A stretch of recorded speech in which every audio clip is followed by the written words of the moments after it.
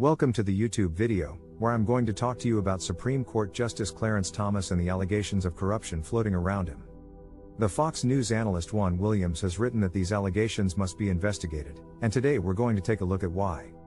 As reported by ProPublica, Thomas has accepted lavish gifts from Harlan Crow, a right-wing mega donor, and failed to declare them. Furthermore, ProPublica also revealed that Crow purchased a property from Thomas and he too did not disclose that sale. In response to these allegations, Thomas released a statement claiming he had followed advice about disclosure requirements, but that he would be more diligent in the future.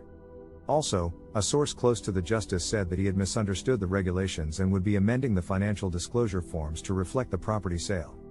However, this has made many people, including Juan Williams, suspicious. Williams, who has known Thomas for 40 years, wrote a column for The Hill where he expressed his discontent with his old friend. He said, "There is an old Latin saying, corruptio optimi pessima, that translates into English as corruption of the best is worst of all. That's how I feel about my old friend. Even so, a key factor to consider is that Supreme Court justices are subject to federal ethics regulations, but in a way, they do govern themselves." Because of this, the watch group Citizens for Responsibility and Ethics in Washington has filed a criminal and civil complaint, and the Democrats in the House of Representatives have threatened to investigate or take action to impeach Thomas. However, it is hard to do that since Thomas has the protection of the Republicans in Congress. We can also take into account how Thomas rose from poverty in Georgia and how, as Williams writes, he can recite Malcolm X by heart and expresses black nationalist positions on the depth of black self-sufficiency when liberated from interference by white racism and white do-gooders.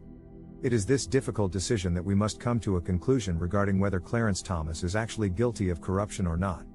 Juan Williams has come forth, after years of knowing Thomas, to voice his opinion that his old friend must be investigated and potentially sanctioned for the sake of the court's reputation and the benefit of the country.